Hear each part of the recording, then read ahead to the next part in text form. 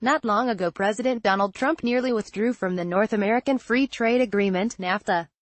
Now he has replaced it. On October 1, the administration announced that Canada would join a pact it has already negotiated with Mexico.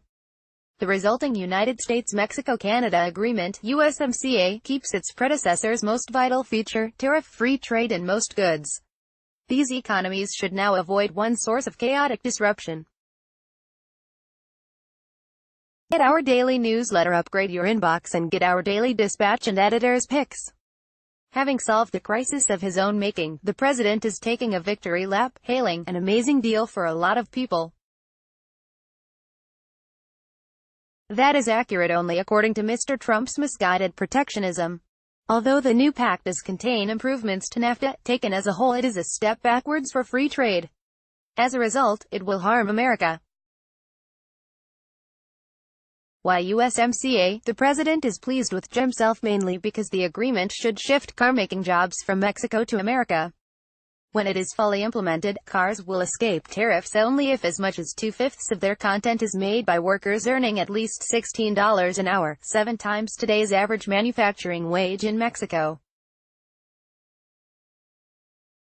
3/4 of a vehicle's value must originate inside the free trade zone, up from about 2/3. And because the USMCA must be reauthorized at least every 16 years, firms may well be discouraged from big investments in cross-border supply chains. America imports more light vehicles than are sold in Canada and Mexico combined. With a sunset clause, not to mention the risk that Mr. Trump may renege on his promises, firms may prefer to produce in America. Access to Uncle Sam's vast market is what matters. There are further reasons for Mr. Trump's boasting. The USMCA marginally opens up Canada's dairy market and lengthens some pharmaceutical patents, long-time American goals.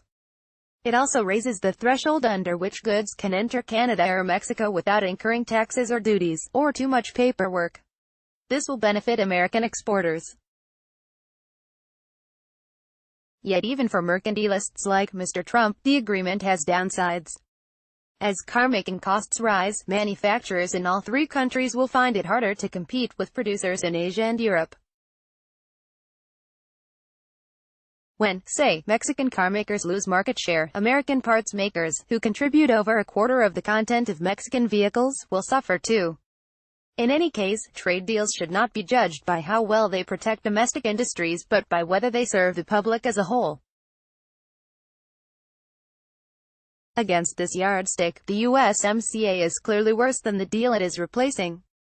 A marginal liberalization of the Canadian dairy industry is welcome, but is not worth higher costs and lower productivity in car making.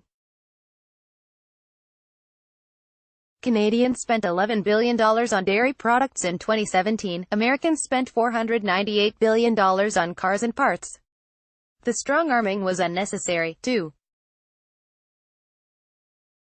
The Trans-Pacific Partnership, a pact from which Mr. Trump withdrew in 2017, modernized rules for trade in digital industries and financial services without retreating on cars. Free traders might take solace from the fact that, to seal the USMCA, America has proved willing to compromise, by, say, acquiescing to Canada's insistence that it drop Mr. Trump's demand to scrap one of NAFTA's dispute resolution mechanisms. The president struck a deal rather than prolong the fight. Should this raise hopes that he will pull off a deal in his trade war with China? Not so fast. Western complaints about Chinese trade practices run deep. Persuading the Chinese to rip up their economic model is a far tougher job than renegotiating NAFTA. And in the short term, China depends much less than either Canada or Mexico on selling to America. As a result, Mr. Trump has less leverage, even if the USMCA clears the way for the West to take a united stand against China.